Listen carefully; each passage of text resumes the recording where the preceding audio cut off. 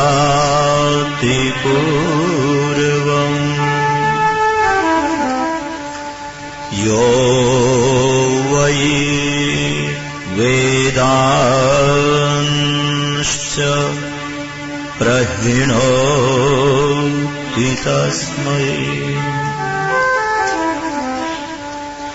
तं महदेव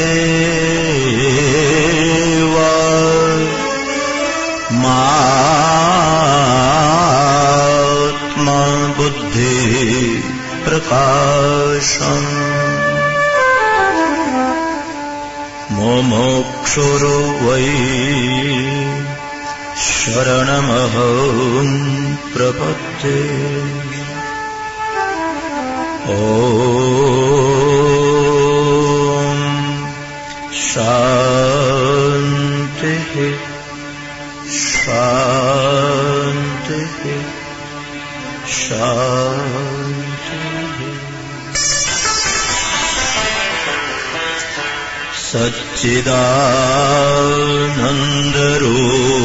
सच्चिदानन्दरूपाय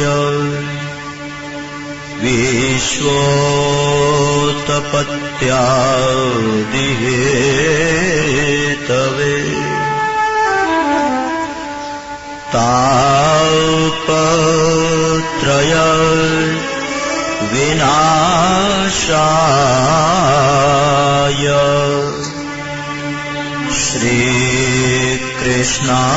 श्रीकृष्णाय वयं नमः।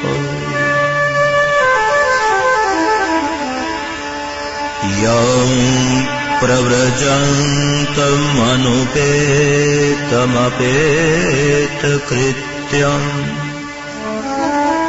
द्वैपायनो विरह कातराजुहाव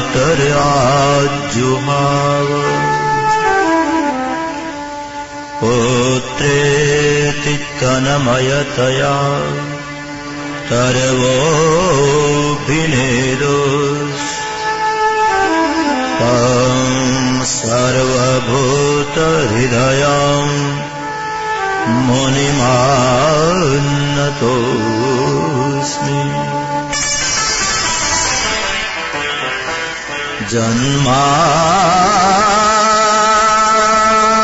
जन्माद्यस्य यतोऽन्वयादि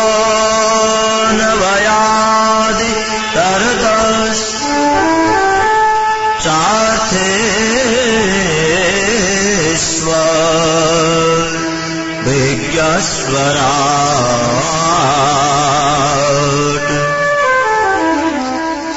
तेने ब्रह्महृदाय आदिकवये मूह्यन्ति यत्सूरयः तेजो वारि मृदां यथा विनिमयो यत्र त्रिसर्गो मृषा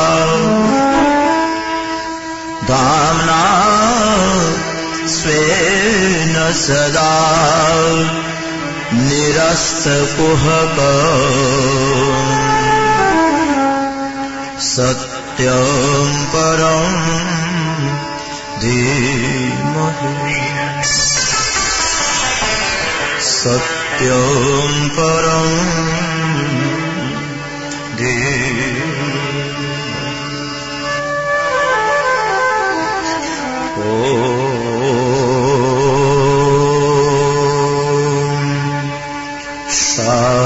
शान्तिः शान्तिः शान्तिः।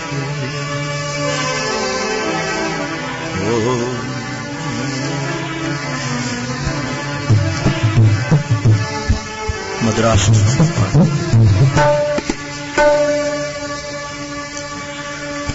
मधुरं मधुरं वदनं मधुरं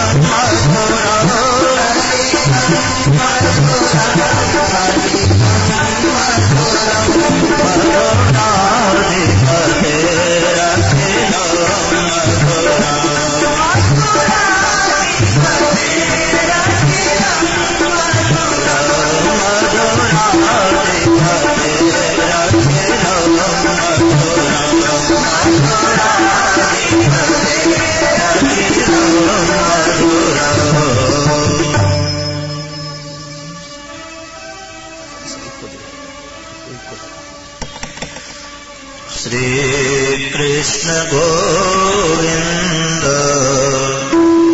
हरे मुरारे हे नाथ नारायण वासुदेवा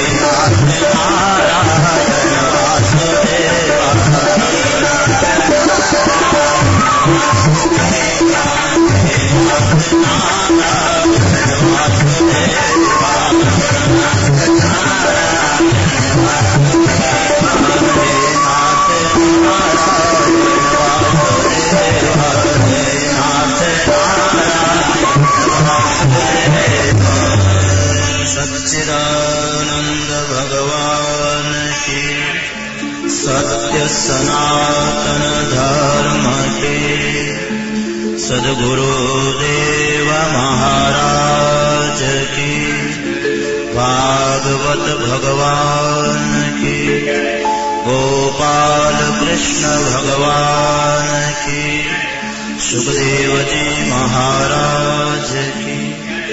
ओम नमः पार्वती पतये, हर हर महादेव।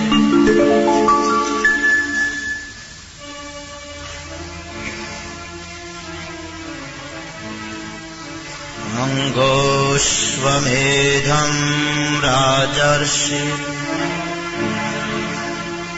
राजहार महाक्रतुम्, नाजग्मोरदेवतास्तस्मिन् नाहूता ब्रह्मवादिभिः, तमोर्चुर्विस्मितास्तत्र यजमानमर्तितद्विजः,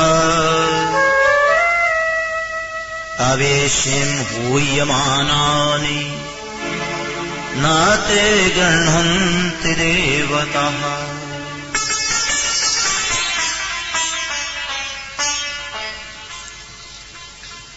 ब्रह्मलीन श्रोत्रिय ब्रह्मनिष्ठ सन्यासी सम्राट आचार्य महामंडलेश्वर स्वामी प्रेमपुरी जी महाराज के 47वें निर्वाण महोत्सव के उपलक्ष्य में, आवाज तो खोलो इसकी, 47वें निर्वाण महोत्सव के उपलक्ष्य में प्रेमपुरी जी आश्रम ट्रस्ट द्वारा आयोजित भागवत कथा ज्ञान यज्ञ के चतुर्थ दिवस की प्रातःकालीन सभा प्रारंभ कर रहे हैं। कल सायंकाल आप लोग श्रवण कर रहे थे ध्रुव जी महाराज का परम पावन चरित्र। स्वयंभव मनु का वंश विस्तार चल रहा है। स्वयंभव मनु के 2 पुत्र और 3 पुत्रियां हुई। तीनों पुत्रियों का वंश चला। 2 पुत्र हुए जो 9 द्वीपों के अधिपति हुए, उत्तानपाद और प्रियव्रत। उत्तानपाद के संबंध में आपने श्रवण किया कि उसने 2 पत्नियों से 2 संतान प्राप्त की। सुरुचि और सुनीति के द्वारा क्रमशः उत्तम और ध्रुव को प्राप्त किया। ध्रुव ने सौतेली मां की प्रताड़ना से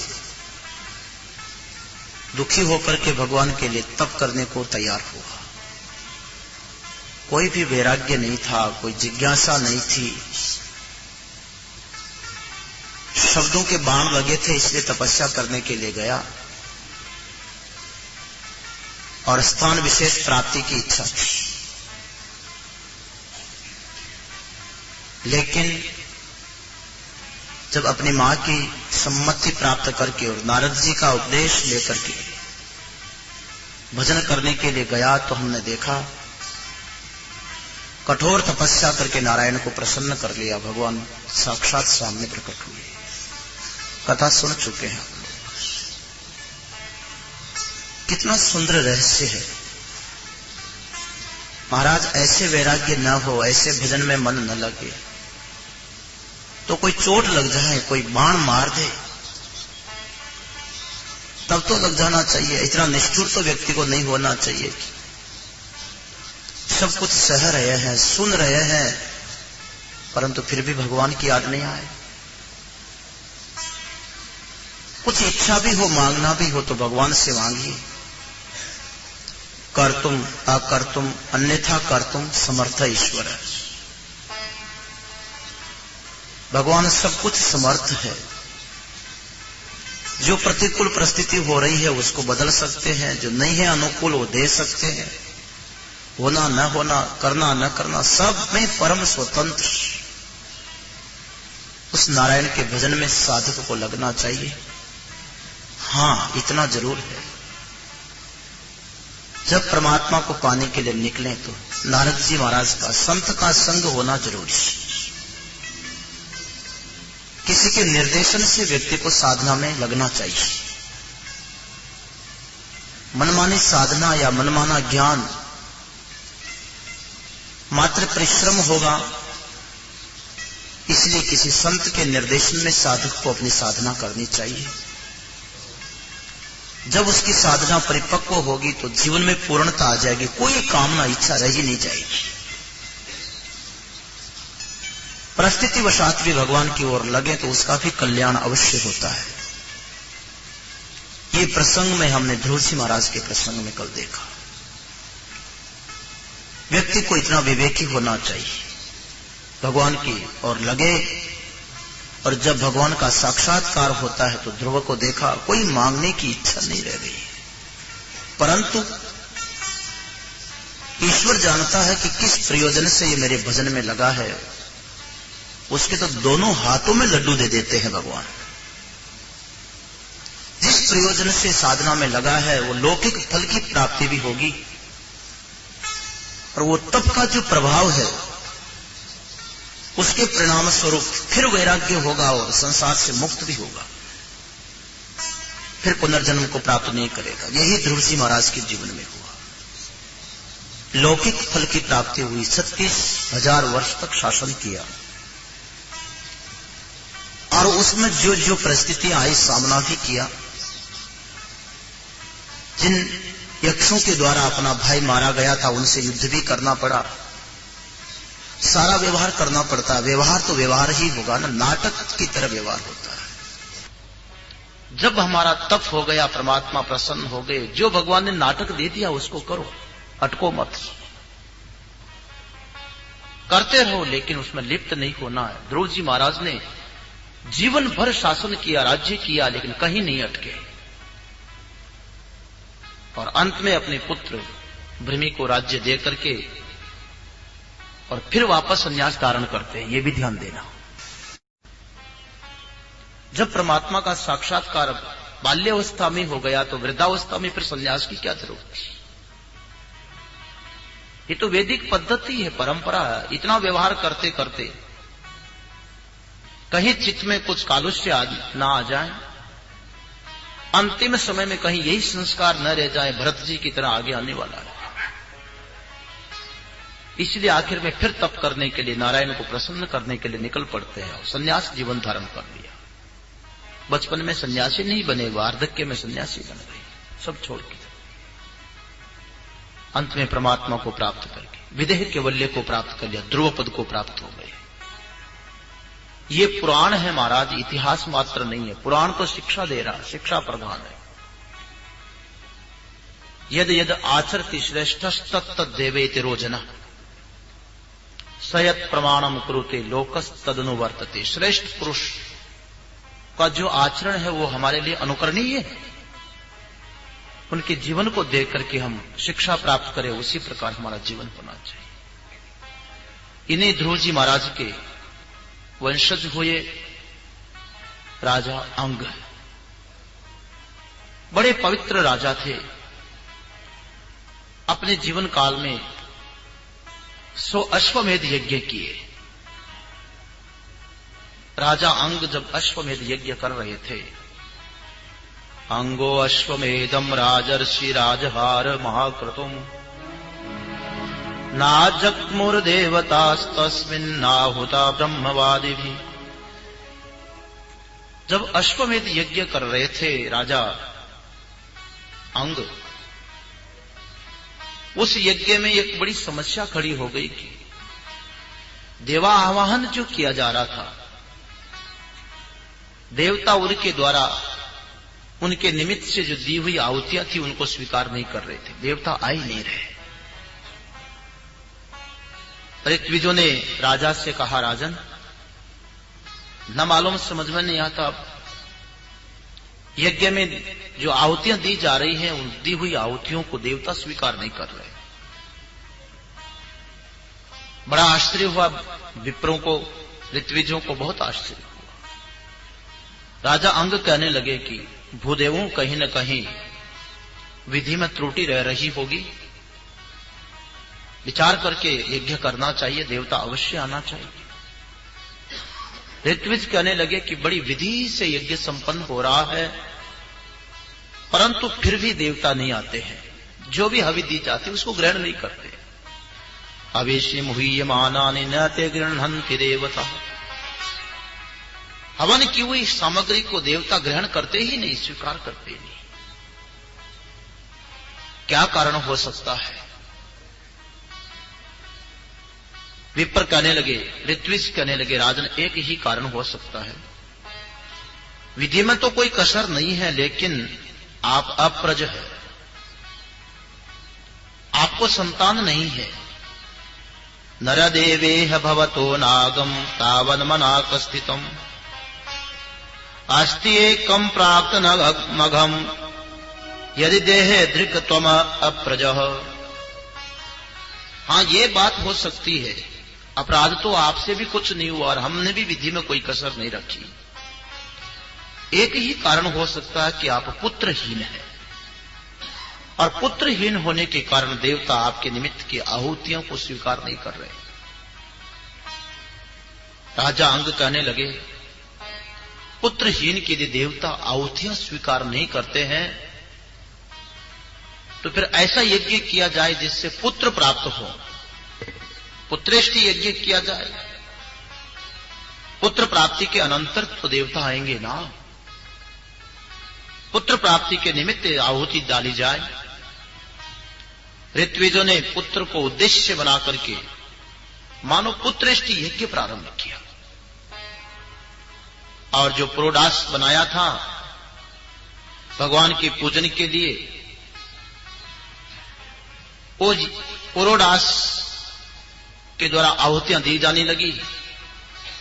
इतने में देखा कि जब आहुतियां लगी तो उस यज्ञ कुंड से दिव्य मूर्ति भगवान विष्णु प्रकट हुए, और प्रकट होकर के हाथ में एक पात्र था जो खीर से भरा हुआ था। ऋत्विजों को कहा कि ये यजमान को खिलाया जाए। सूंघा करके यजमान को और पत्नी को खिला दिया जाए। अंग की पत्नी थी सुनीता, वो खीर सुनीता को खिला दी गई।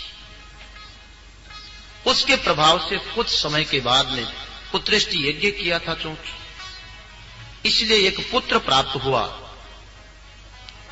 उस पुत्र का नाम रखा गया वेन।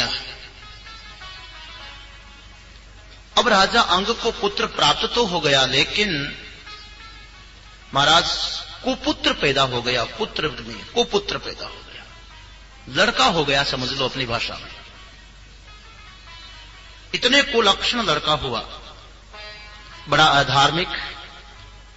स बाल एव पुरुषो मातामहनम अनुव्रतो अधर्मांशोद्भव मृत्युम तेना भवत अधार्मिक। ऐसा अधार्मिक बालक पैदा हुआ, इसीलिए कि उसके जो नाना थे दैत्य वंश के थे, और अपनी मां दैत्य वंश की होने के कारण उसके जीवन में दैत्यता आ गई। दैत्य वृत्ति का पैदा हुआ। सरासनम उद्यम्यम मृगयोर्वन गोचरः अंत्य साधुर्मृगान दीनान वेनो सावित्रोज्जनः। ऐसा दुष्ट बालक पैदा हो गया। धनुष बाण चढ़ा करके वन में चला जाता। बेचारे भोले भाले जो पशु होते हैं, हरिण होते हैं, उनकी हत्या कर देता। पुर के रहने वाले लोग भी उसको देख करके भयभीत रहते। देखते ही लोग चिल्लाने लगते, भागो भागो, वेन आ रहा है, भागो, पुकार उठते। बड़ा क्रूर और निर्दयी। आक्रीडे क्रीडितो बालान वयस्यान्नति दारुणः प्रसह्य निरनुक्रोश पशुमारम्भ मारयत। ऐसा दुष्ट प्रकृति का कि जब बच्चे खेल रहे होते थे, छोटे छोटे बालक, किसी बच्चे को उठा ले और उठा करके कुएं में गिरा दे, खत्म कर दे, मार दे, पशुओं को नष्ट कर दे। उसके कारण इतना अशांति फैल गई, लोग भयभीत रहने लगे, पता नहीं कब वेन आ जाए, क्या कर दे, कुछ पता नहीं। राजपुत्र है बेचारे, कुछ कर भी नहीं सकते। लेकिन निंदा तो होने लगी राजा अंग की, कैसा दुष्ट पैदा हो गया है। दुष्ट पैदा होता तो माता पिता को कलंक लगता ही लगता है। ये सब उसकी स्थिति देख करके अंग को बड़ी वेदना हुई, बड़ा दुख हुआ। दुखी होकर के एक दिन अंग कहने लगा, कदापत्यम वरम मन्ये सदपत्याद शुचाम पदात निर्विद्येत गृहान मर्त्यो यत क्लेश निबहा गृहा। अंग बड़ा दुखी होकर के कहने लगा, हाय हाय, कोई सपूत पैदा न होकर के कुपुत्र पैदा हो जाए तो मैं तो यह समझता हूं कि निपुता रह जाना अच्छा है। बिना संतान के रहे तो ठीक है, लेकिन चलो यह कुपुत्र भी शायद मुझे वैराग्य दिलाने के लिए आया है, शायद अनुकूल पुत्र होता, मैं जीवन भर इसकी मोह ममता में फंसा रह जाता। भगवान ने इसीलिए शायद इसको भेजा है कि इसके कारण मुझे वैराग्य हो। ये वैराग्य प्रकरण ही चल रहा है। व्यक्ति को न मालूम कब किस निमित्त से, किस बहाने से वैराग्य हो जाए। मां की चोट ध्रुव जी को लग गई, भजन के लिए निकल गया। अंग को परिस्थिति की चोट लगी, कुपुत्र पैदा हो गया, वैराग्य हो गया, सब छोड़ करके चल पड़ा, जंगल में चला गया। ऐसे नरक में रहने से अच्छा कि भगवान का भजन करेंगे, अपना जीवन क्यों बिगाड़ना। बड़ी शिक्षा यहां मिल रही है। कई लोगों की ऐसी आदत होती है, वो दूसरों का ही दोष देखते रहते हैं, दूसरों को ही ठीक करने में लगे रहते हैं, फटकारने में लगे रहते हैं। तुम ऐसे करते हो, वैसे करते हो, ये करना चाहिए, वैसा करना चाहिए। और कोई सुनने को तैयार नहीं तो जबरदस्ती मैं तुझे ठीक करके छोड़ूंगा। ऐसे मत समझना कि मैं ऐसे मान जाऊं, तुझे ठीक करके छोड़ूंगा। अरे भले मानुष, उसको ठीक करने से तो अच्छा कि खुद ठीक हो जाए। कमी तो अपने में होती है। दूसरे को सुधारने से तो अपने सुधर जाए, अपने मन को संभाल लो, स्वयं ठीक हो जाए तो अच्छा है। अंग ने देखा कि ये तो दुष्ट है, ये ठीक होने वाला नहीं है, इससे तो अच्छा है कि मैं ठीक हो जाऊं। ऐसा ही संयोग होगा, चलो मैं भगवान के भजन के लिए निकल पड़ता हूं। चल पड़े। जब राजा अंग निकल गए तो उसके बाद पूरा देश राजविहीन हो गया, शासन कौन करे। और जब देश का कोई शासक नहीं रह गया तो प्रजा उच्छृंखल हो गई। पहले एक वेन था, अब तो हजारों वेन खड़े होने लगे। बड़े बड़े जो मंत्री थे, योग्य व्यक्ति थे, वो राजा के बिना देखते हैं कि प्रजा उच्छृंखल हो रही है, विचार करने लगे राजा तो होना चाहिए, अन्य राजा का चयन हो, किसको राजा बनाए। महारानी से परामर्श किया, सुनीता से, तो सुनीता कहने लगी हां राजा बनाइए, मेरे बेटे को बनाओ, वेन को राजा बनाओ। मंत्रीगण सोचने लगे कि इसी के कारण तो अंग जंगल में गए हैं, बाबा बन गए, सन्यासी बन गए, और ये राजा बन जाएगा तो फिर तो और अनर्थ करेगा। स्वभाव से ही चंचल हो, दुष्ट प्रकृति का हो, और फिर उसको सत्ता शक्ति प्राप्त हो जाए तो वो तो कोई कसर नहीं छोड़ेगा। लेकिन महारानी का आग्रह था कि नहीं, मेरा पुत्र ही राजा बनना चाहिए। कुपुत्र महारानी को तो सुपुत्र दिखाई पड़ रहा, क्योंकि वो सुनीता काल कन्या थी, उसी के कारण तो पुत्र ऐसा हुआ। उनके आग्रह के कारण उसको राजगद्दी पर बिठा दिया। जो ही वेन राजा बना, जो आशंकाएं थी सब वही होने लगा। सारे धर्म कर्म सब बंद करवा दिए। सेवा दान पूजा पाठ भगवत भक्ति सब पर वेन ने प्रतिबंध लगा दिया। ये सब कुछ नहीं होगा। एक दिन ब्राह्मण इकट्ठे होकर के समझाने लगे, राजन आपने सत्कर्मों में प्रतिबंध लगा दिया है, यज्ञ आदि के कर्मों पर, लेकिन इससे तो और अराजकता फैलेगी, अशांति फैलेगी, देव प्रकोप होगा, प्रजा का समाज का अनिष्ट होगा। समझाने के लिए शिष्ट मंडल गया। पहले तो जाने को ही कोई तैयार नहीं थे, कुछ लोग जाकर के समझाने लगे। तो जब वो विद्वान समझाने लगे तो वेन ऐसे डांटने लगा सबको, बालिशा बत यूयम व अधर्मे धर्म मानिना ये वृत्तिदम पतिम हित्वा जारम पतिमुपासते। अरे ब्राह्मणों, तुम सबके सब मूर्ख हो, मूर्ख, बालिशा, बालकों जैसे मूर्ख हो, अज्ञानी हो बिल्कुल। तुम अधर्म को धर्म मानते हो। धर्म क्या होता है? अधर्म है उसको तुम धर्म समझते हो। तुम लोगों का व्यवहार ऐसा है जैसे कोई स्त्री अपने पति को छोड़ करके जार पुरुष से प्रेम करे, ऐसा तुम्हारा व्यवहार। मुझे राजा को छोड़ करके पता नहीं कौन देवों की उपासना करते हो, दूसरा कौन है जिसकी तुम आराधना करते हो। जरा भी तो तुमको ज्ञान नहीं, बड़े विद्वान बनते हो। वैष्णोर विरंचो गिरीश इंद्रो वायुर्यमो रवि पर्जन्यो धनदस् सोम क्षतिरग्निर अपाम्पति एते चान्य च विबुधाः प्रभवयो वर्षापयो देहे भवन्ति नृपते सर्वदेवमयो नृपः।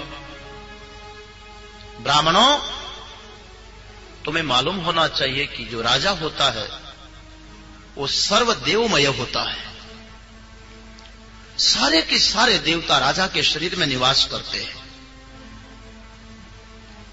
विष्णु, ब्रह्मा, महादेव, इंद्र, वायु, यम, सूर्य, कुबेर, मेघ, चंद्रमा, पृथ्वी, अग्नि, वरुण और भी जितने देवता हैं सब के सब राजा के शरीर में निवास करते हैं। इसलिए राजा सर्वदेवमय है। एक राजा की पूजा हो गई तो संपूर्ण देवताओं की पूजा हो गई। तस्मात् माम कर्मभिविप्रा यजस्वम गतमत्सर। तुम मत्सर आदि छोड़ो और जो मैं राजा हूं, मुझ राजा का ही यजन करो, राजा की ही पूजा करो।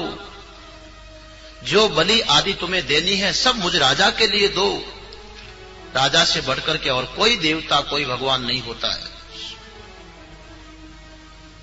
और फटकार लगाई, बेचारे मुंह लेकर के विद्वान वापस लौट गए। ये मूर्ख तो समझेगा नहीं, मूर्ख दूसरों को मूर्ख समझता है। यही तो बड़ी समस्या है। हमारे गुरुदेव कहते थे कि सारी दुनिया डेढ़ अकल की है, डेढ़ अकल की। डेढ़ अकल समझते हैं? हर आदमी अपने को ही समझदार समझता, दूसरे को तो अपने से आधा ही समझता है। यही तो वेन अहंकार है। डेढ़ अकल की दुनिया है। विद्वानों ने देखा कि बिल्कुल मूर्ख ये है और विद्वानों को मूर्ख समझ रहा है। उन्होंने विचार किया, अब ये समझाने से नहीं समझेगा। ये एक कहावत है कि जो लातों का भूत होता है वो बातों से नहीं मानता है। ये तो लातों का भूत है, बातों से समझने वाला। इति ते असत्कृत कृतास्ते न द्विजा पंडित मानिना भग्नायाम भव्ययां चयायाम तस्मै विदुर चुक्रदो। ब्राह्मणों ने विचार किया कि ऐसे तो ये मानेगा नहीं। अब इसके पास बाहुबल है, राज शक्ति है। हमारे पास में वो शक्ति नहीं, लेकिन हमारे पास शब्द शक्ति है।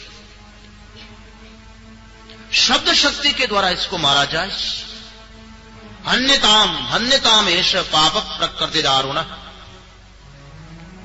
ये अत्यंत पाप करने वाला वेन है, इसको मार देना चाहिए। मार दीजिए, मार दीजिए।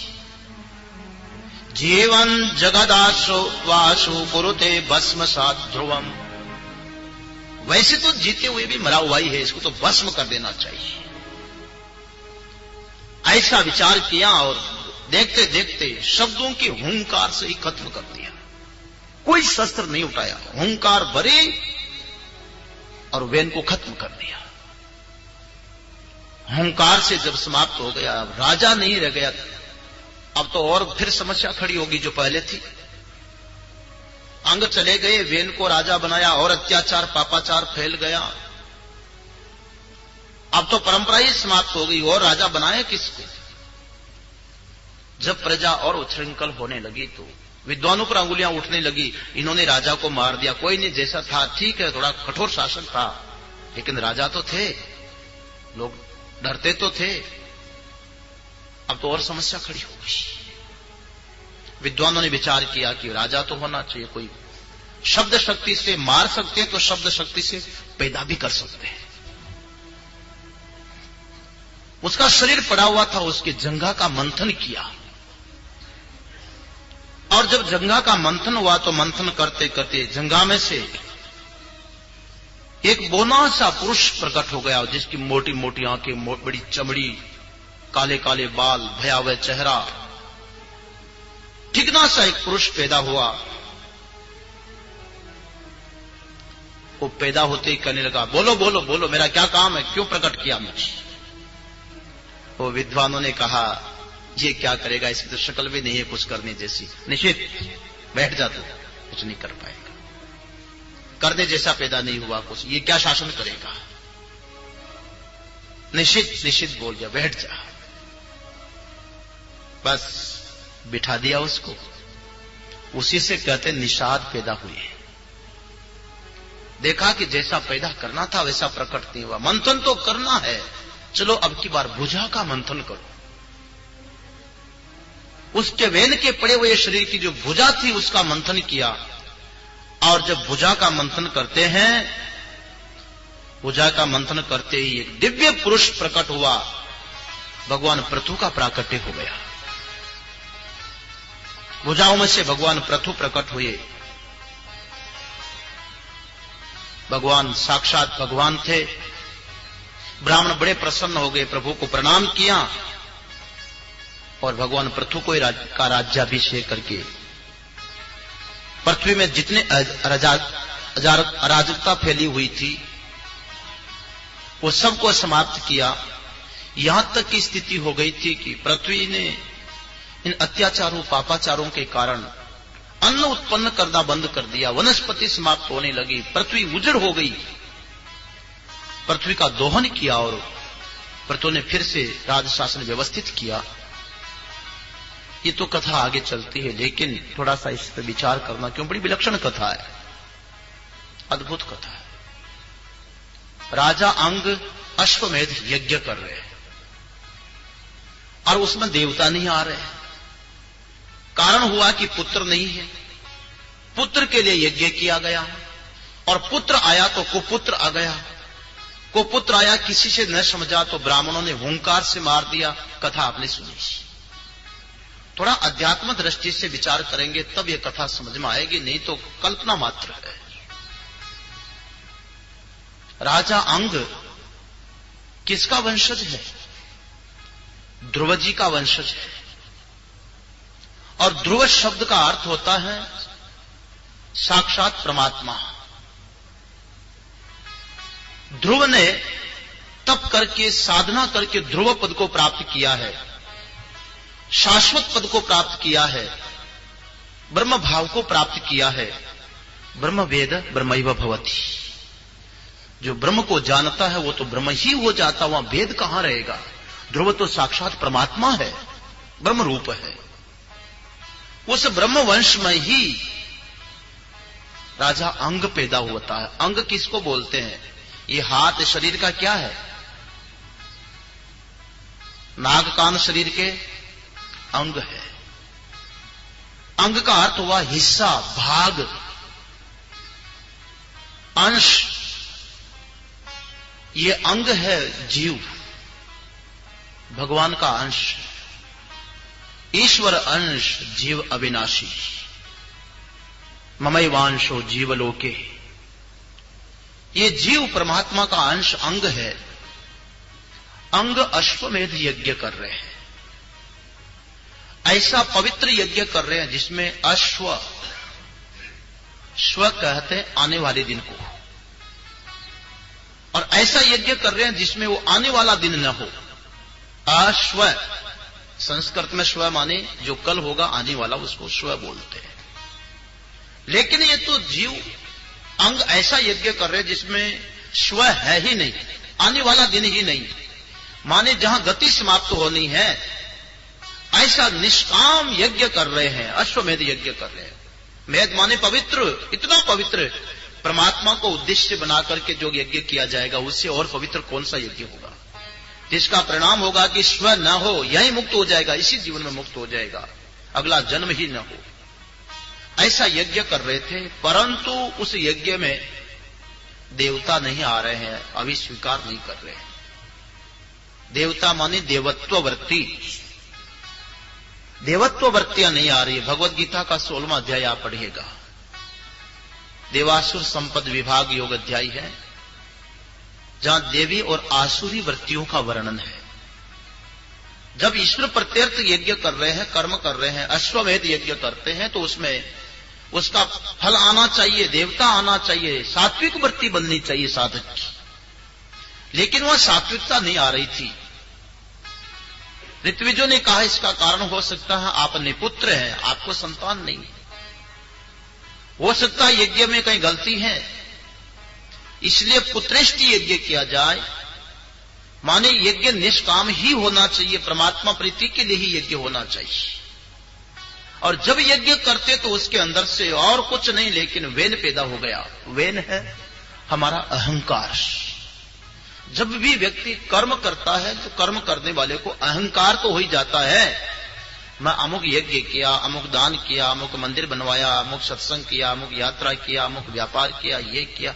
अच्छे कर्म का भी अहंकार व्यक्ति में आ जाता है। ये अहंकार ही दुख का कारण है। जीव के लिए सबसे बड़ा दुख का कारण है अहंकार। अब अहंकार इतना प्रबल है, इतना प्रबल है, अहंकारी से सब डरते हैं, सब भयभीत होते हैं, क्योंकि अहंकार जब व्यक्ति में आता तो किसी को कुछ नहीं समझता है। अहंकार आ जाता तो बड़ों को भी कुछ नहीं बोलने जैसे शब्द बोल देता, निरादर तिरस्कार करता है। अहंकारी को अपने सिवाय और कुछ नहीं दिखता है, बहुत बड़ा अहंकार। उस अहंकार को फिर क्या हुआ, राजगद्दी मिल गई, क्योंकि उसका जो वंश है, नाना का वंश अच्छा नहीं है। अहंकार कहां आया, वो जीव और बुद्धि दोनों के संबंध से अहंकार पैदा होता है।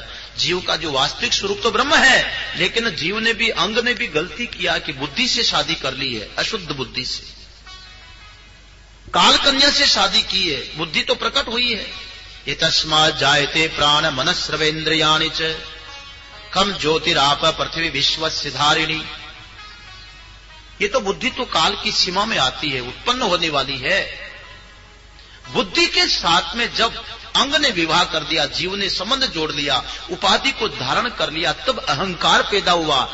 क्रिया थी, चेष्टा थी बुद्धि की, जो प्रकृति का कार्य है। इसी को तो गीता में भगवान कहते हैं, प्रकृति है क्रियमाणानि गुणैः कर्माणि सर्वशः अहंकार विमूढ़ात्मा कर्ता हम इति मन्यते। जो प्रकृति के, बुद्धि के धर्म हैं, उनको अपना समझ करके ये मूढ़, ये अविवेकी अहंकारी समझ लेता कि मैं करता हूं, मिथ्या अभिमान कर लेता। वेन मिथ्या अभिमान, मैं राजा हूं, मेरे से बढ़कर के और कौन है, जो है सब कुछ मैं ही हूं, ये अहंकार। अहंकार के कारण और अशांति फैलती है। इसलिए विद्वानों ने विचार किया, सात्विक वृत्तियों में विचार आया, सत्संग करने से विचार उठा, इस अहंकार को कैसे मारे महाराज। बहुत साधक लोग प्रश्न करते, अहंकार को कैसे मारे, जाता ही नहीं है। यहां तो विचार आता, पर घर जाते बहू कुछ बोल देती है सामने, तो दिन भर वही वो खटकता रहता है। मैं घर की मालिकन हूं। अहंकारी तो कराता है। हमारे महाराज श्री जी एक बहुत अच्छी छोटी सी घटना सुनाते थे, सुस्ती उड़ जाएगी। एक कोई संत जी थे, किसी घर में भिक्षा लेने के लिए गए, नारायण हरि करने वाले। थोड़ा समय से पूर्व चले गए तो घर में भोजन नहीं बना था।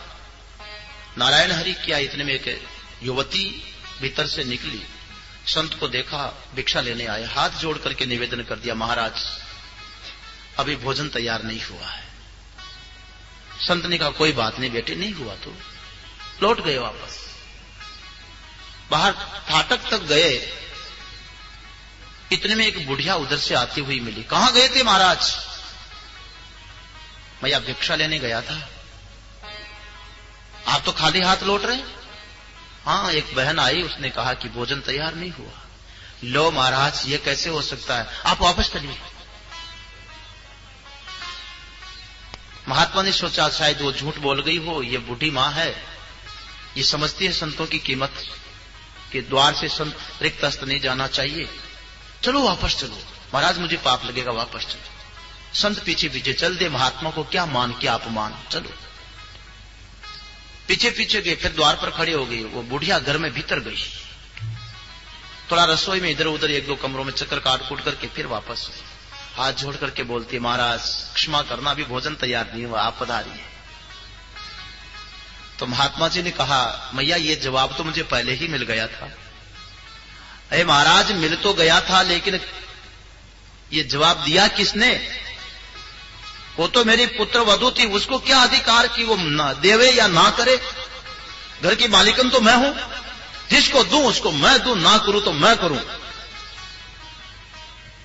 अब मेरे अधिकार का मैंने प्रयोग कर लिया, आप जा सकते हैं। अहंकार तो यही करता है। ये वेद ने देखा कि मेरे से बढ़कर के और कौन राजा है, सब कुछ मैं हूं, मेरी पूजा करो। अहंकारी को अपना ही सब कुछ दिखाई पड़ता है। मुझे मेरे लिए भी तो कुछ करना है, तुम्हारे लिए कब तक करता रहूंगा? बहुत कर लिया ना तुम्हारे लिए, तो नहीं बोलते लोग, हमारा भी तो देखना है। अहंकार अपना ही देख रहा, अपने ही लिए करना चाहता है। आखिर ये अहंकार मरेगा कैसे? इसलिए विद्वानों ने विचार किया कि अहंकार को मारना है। इसके पास बड़ी शक्ति है, हमारे पास शब्द शक्ति है, हुंकार से मार दीजिए। ये हुंकार है वेद मंत्र, गुरु मंत्र, प्रणव ध्वनि। प्रभु के नाम के द्वारा, नाम साधना से ही अहंकार को मारा जाएगा। वेद ध्वनि से, वेद मंत्र से अहंकार मरेगा। नाम साधना के बिना अहंकार को समाप्त करना संभव नहीं। इसलिए वेद रूपी अहंकार को और किसी हथियार से नहीं मार पाओगे। सबसे बड़ा हथियार है प्रभु का नाम। गोविंद जय जय गोपाल जय जय, गोविंद जय जय गोपाल जय, गोविंद जय जय गोपाल जय जय, गोविंद जय जय गोपाल जय, राधा रमण हरि गोविंद जय जय, राधा रमण हरि गोविंद जय जय, राधा रमण हरि गोविंद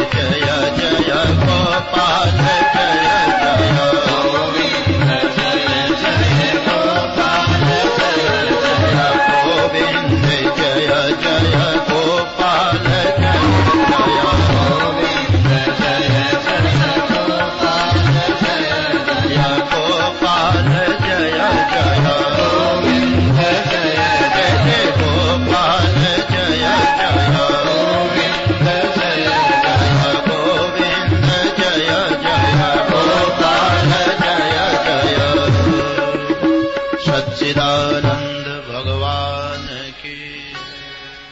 जब इस वेद मंत्र के हुंकार के द्वारा अहंकारात्मक वेन मारा गया, फिर प्रजा उच्छृंखल हो गई। महाराज, अहंकार के बिना फिर भी तो थोड़ा बहुत तो अहंकार रखना ही पड़ेगा ना।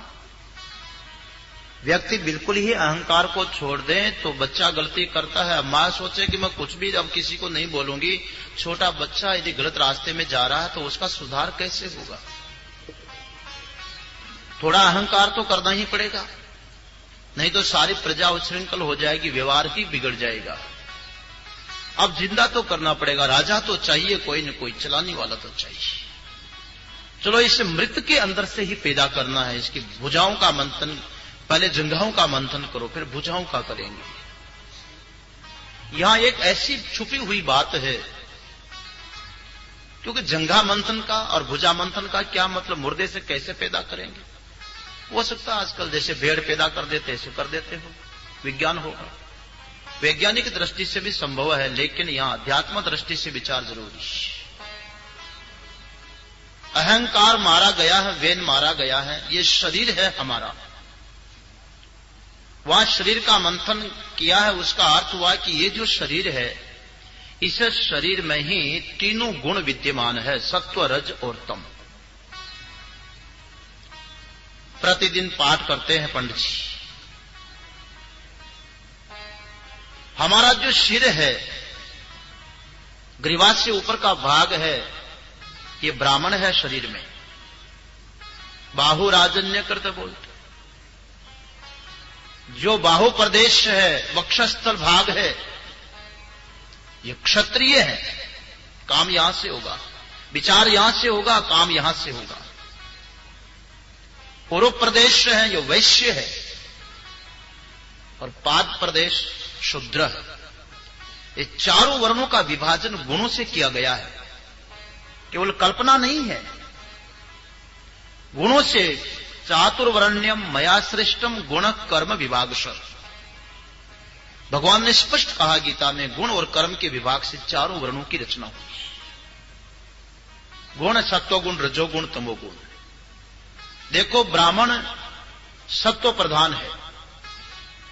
जो भी विचार होता है, विवेक किया जाता है, वो मस्तिष्क से किया जाता है, इसलिए ये हिस्सा ब्राह्मण है। और क्षत्रिय है, वो शक्ति प्रधान है। कोई भी काम होगा, ताकत का काम तो हाथों से ही किया जाएगा, शक्ति प्रधान है। और उरु प्रदेश वैश्य है, पैर से लेकर के जंघा पर्यंत। कोई भी संग्रह होगा, खाएंगे तो पेट में जाकर के इकट्ठा होगा, यहीं जाकर के इकट्ठा होगा। पाचन क्रिया होगी तो पेट में ही होगी। शरीर के किस अंग को कितना चाहिए, वो पेट से ही सप्लाई हो रही है। अन्न का पाचन पेट में हुआ, वहां से मांस, रक्त, अस्थि, मज्जा, मेद जो भी बना वहां से सप्लाई हुई। लेना देना सब यहीं से हो रहा है। पेट में लिया गया बाहर से, और पेट से फिर सबको सप्लाई भी की गई। वैश्य का काम और क्या? व्यापार सारा शरीर के अंदर हो रहा है। और सबका बोझा ढोने का काम, सबको उठाने का काम, सेवा करने का काम तो पैर का है। आना जाना सब क्रियाएं होती है, पैर से चल करके होगी। पैर को दिखता नहीं है, लेकिन पैर खूब चलेगा। पैर चलेगा तभी काम होगा, लेकिन पैर को दिखाई नहीं पड़ता है। क्यों? जिसको दिखाई न पड़े, केवल काम करता रहे, वो शूद्र। मेहनत तो बहुत करता है, आपको मालूम है। फैक्ट्री में जाकर के दिन भर एयर कंडीशन में बैठे रहते हो, और बेचारा मजदूर कितने काम करता है। आप कितना कमा करके शाम को आते हो, मजदूर को क्या देते हो? मेहनत कम करता है, परिश्रम हो रहा है, लेकिन उसको दिखता नहीं है। तमोगुण की प्रधानता है तात्पर्य। चारों वर्णों की व्यवस्था गुणों से है। अब देखिए, ब्राह्मण में सत्व गुण, पैर में शूद्र में तमोगुण, क्षत्रिय और वैश्य में रजोगुण की प्रधानता है, और गौण रूप से क्षत्रिय में सत्व गुण है, गौण रूप से वैश्य में तमोगुण है। प्रधानता रजोगुण की है। रजोगुण के बिना रजक कर्मणि भारत है, कर्म में प्रवृत्ति तो रजोगुण ही कराएगा। क्षत्रिय कर्म करेगा, वैश्य कर्म करेगा, दोनों कर्म करेंगे, लेकिन क्षत्रिय का संबंध, भुजाओं का संबंध सिर के साथ में है, सत्वगुण के साथ संबंध है। और वैश्य का संबंध, उरुप प्रदेश का संबंध पैर के साथ में है, जहां तमोगुण है। अब देखिए, ज्ञान हुआ, अहंकार मर गया। अहंकार मरने के बाद अहंकार को ही तो मानना है ज्ञान अवस्था में। जब अहंकार मर जाता है तो व्यवहार कैसे चले, उसके लिए कहा कि उरुप प्रदेश का, जंगा का मंथन किया जाए। जब जंगा का मंथन किया माने कर्म प्रवृत्ति हुई, लेकिन उसमें पैदा होने वाला बोना पुरुष पैदा हो गया, तमोगुण से युक्त निकला। प्रवृत्ति के साथ साथ उसमें तमोगुणात्मक था, बोना था, कुशल बुद्धि युक्त नहीं था। शक्ति तो थी मगर बुद्धि नहीं थी, क्योंकि तमोगुण से संबंध था।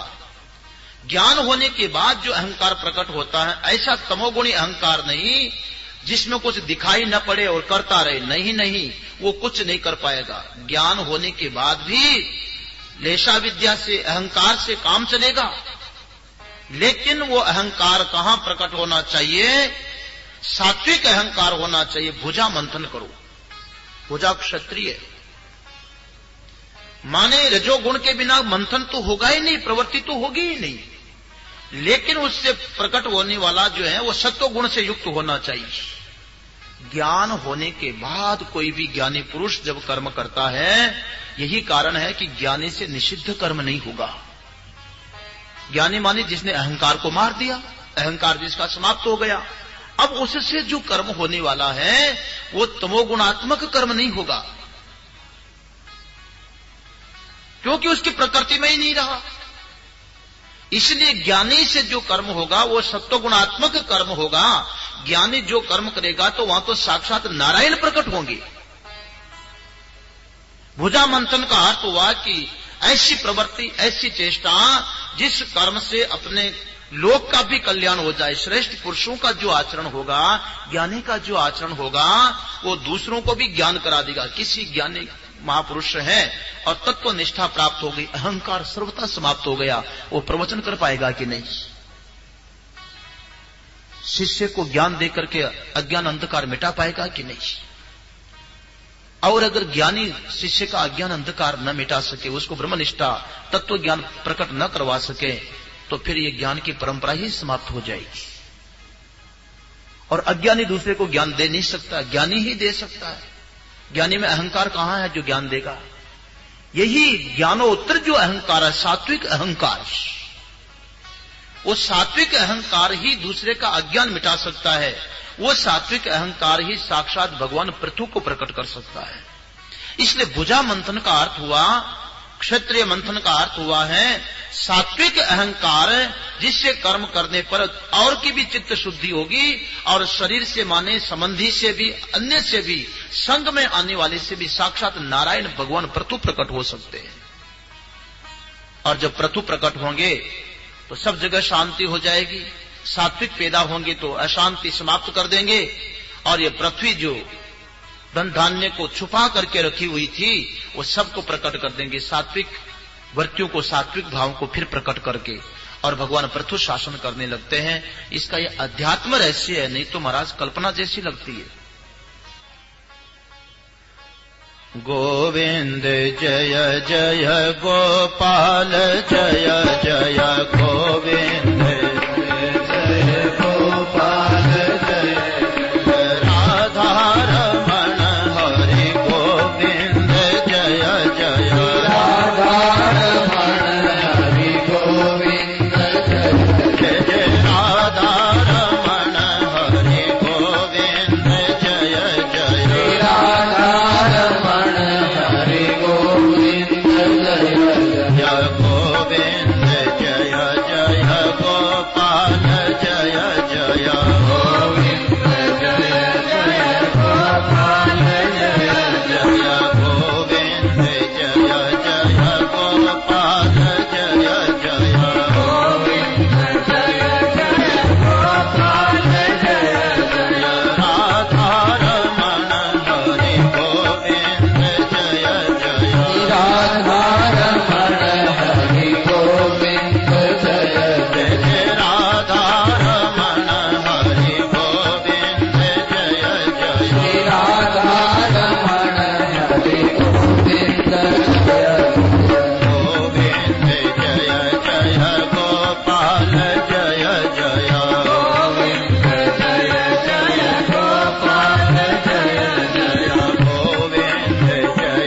जय